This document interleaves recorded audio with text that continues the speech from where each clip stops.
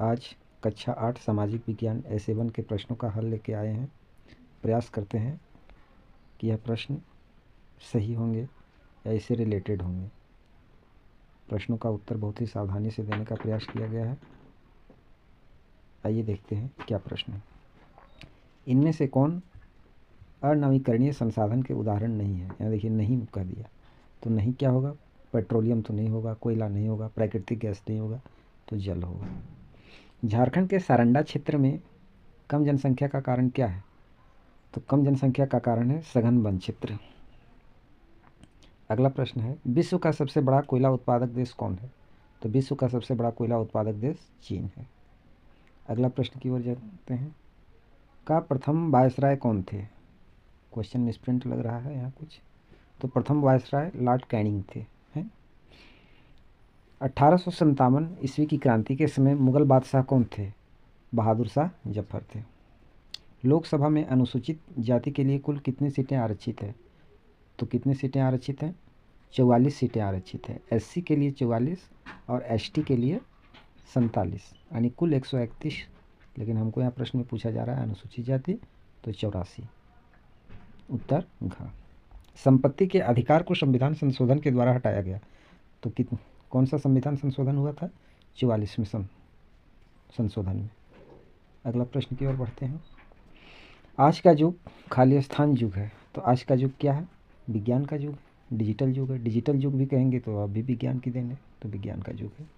भूपरपट्टी की ऊपरी परत भूपरपट्टी या क्रस्ट कहलाती है या परपट्टी कहलाती है। वायु क्या है? एक नवीकरणीय संसाधन है।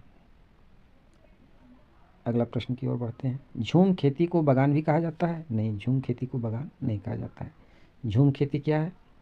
फसलों को काट लिया जाता है और उसके बिचाली को खेतों में जला दिया जाता है, उसे झूम खेती कहा जाता है ना। ये झारखंड और पूर्वोत्तर भारत में काफ़ी प्रचलित है। तो बगान कहा जाता है? तो बगान नहीं कहा जाता है, इसका उत्तर नहीं होगा। जेम्स मिल स्कॉटलैंड का निवासी थे, तो सही जवाब है कि हाँ, स्कॉटलैंड के निवासी थे। झारखंड उच्च न्यायालय की स्थापना कब हुआ? तो 15 नवंबर 2000 ईस्वी को हुआ, यानी झारखंड का गठन हुआ उसी समय झारखंड उच्च न्यायालय का निर्माण भी हुआ, स्थापना हुआ। तो ये सही है। अगला, हमारे देश में 26 नवंबर 1950 को संघीय शासन व्यवस्था को अपनाया गया। तो 26 नवंबर 1950 नहीं, 26 जनवरी 1950, यानी देश गणतंत्र हुआ 26 जनवरी को, 26 नवंबर 1950 नहीं, तो ये गलत हो गया। अगला प्रश्न की ओर हम लोग बढ़ते हैं। लघुत्तरी प्रश्न है, जल चक्र क्या है? तो जल चक्र क्या है? जल वाष्पीकरण, वर्षण और जल प्रवाह की प्रक्रियाओं द्वारा महासागरों, वायु, भूमि और पुनः महासागरों में चक्रण द्वारा गतिशील रहता है, जिसे जल चक्र कहते हैं। इसका एक चित्र भी आगे दिखा सकते हैं। देखिए जल चक्र हुआ है ना। ये पृथ्वी पर नदी है, तालाब है, महासागर है, और यहाँ का पानी वाष्पीकरण होके बादल बन गया और संघनन होके फिर वर्षा के रूप में आ गया। तो ये पानी ऐसे आ गया और फिर ये पानी वाष्प होकर ऐसे चला गया, यानी ये प्रक्रिया चलते रहता है। इसी को हम लोग जल चक्र कहते हैं। अगला प्रश्न की ओर बढ़ते हैं।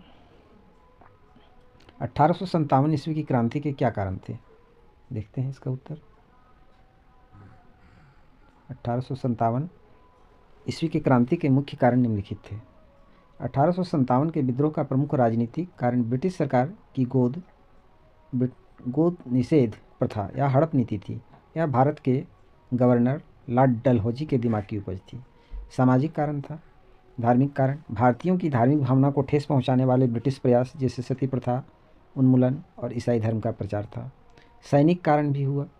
चर्बी वाले कारतूसों के प्रयोग से सैनिक में आक्रोश पैदा हुआ। यह 1857 का तत्कालीन कारण माना जाता है। और भी कुछ इसको अपना भाषा में बना के लिख सकते हैं, अपनी भाषा में उत्तर देने के लिए स्वतंत्र हैं। अगला प्रश्न की ओर बढ़ते हैं। अगला प्रश्न है हम लोग का, भारतीय कपड़े विश्व भर में क्यों प्रसिद्ध थे? तो आइए जानते हैं भारतीय कपड़े विश्व भर में क्यों प्रसिद्ध थे। भारतीय कपड़े अपनी उत्कृष्ट गुणवत्ता, मुलायम, सूती, चमकदार रेशम, बेजोड़ शिल्प, कौशल, हाथ की बुनाई, कढ़ाई, ब्लॉक प्रिंटिंग, जीवंत रंगों, प्राकृतिक रंगों के उपयोग और विविध क्षेत्रीय डिजाइनों जैसे कांजीवरम, फुलकारी, कलमकारी के कारण विश्व भर में प्रसिद्ध थे। प्रश्न का उत्तर और भी विस्तार से दिया जा सकता है। अगला प्रश्न की ओर बढ़ते हैं। बिरसा मुंडा ने उलगुलान क्यों किया? तो आइए जानते हैं बिरसा मुंडा ने उलगुलान क्यों किया।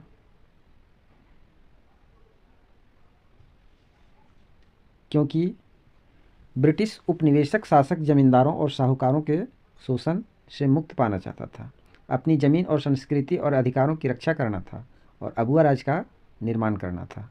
उनका मुख्य उद्देश्य यही था हमारे बिरसा मुंडा जी का। चलिए अगला प्रश्न की ओर हम लोग बढ़ते हैं। न्यायपालिका की भूमिका पर चर्चा कीजिए। न्यायपालिका की क्या भूमिका है? आइए देखते हैं न्यायपालिका की क्या भूमिका है। तो न्यायपालिका की भूमिका है कि कानून की व्याख्या करना, न्याय प्रदान करना, नागरिकों के मौलिक अधिकारों की रक्षा करना, है ना, रक्षा करना, विवादों का निपटारा करना और सरकार के अन्य अंगों पर नियंत्रण रखकर शक्तियों का संतुलन बनाए रखना। तो ये हमारा प्रश्न का उत्तर बनता है। अगला प्रश्न हम लोग का क्या है? 20 नंबर।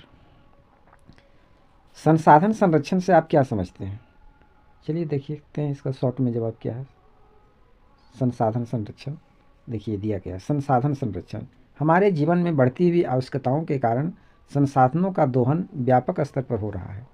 प्राकृतिक संसाधन कोयला, पेट्रोलियम अधिक उपयोग के कारण समाप्त हो सकता है, अतः संसाधनों का संरक्षण आवश्यक है। समझदारी पूर्वक उपयोग करना और उन्हें नवीकरणीय के लिए समय देना संसाधन संरक्षण कहलाता है। इस तरह यह प्रश्न का भी उत्तर हो चुका है। अगला प्रश्न की ओर हम लोग बढ़ते हैं। संथाल विद्रोह के क्या परिणाम हुए?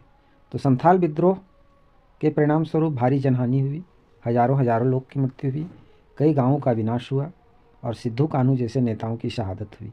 संथाल परगना क्षेत्र का निर्माण हुआ और संथाल परगना काश्तकारी अधिनियम SPTA 1876 पारित हुआ, जिसमें आदिवासी भूमि को बाहरी लोगों से बचाने के लिए कानूनी सुरक्षा प्रदान की गई। अगला प्रश्न देखते हैं। भारत एक संप्रभु राष्ट्र है, स्पष्ट कीजिए। तो प्रश्न का तो उत्तर और विस्तार हो सकता है, लेकिन यहाँ कुछ हम शॉर्ट में ही लिखें। भारत आंतरिक और बाह्य मामलों में स्वतंत्र है।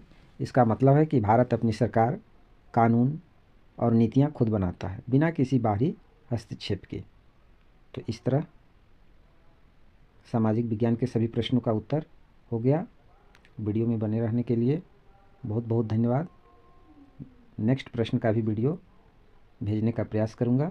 तब तक के लिए धन्यवाद।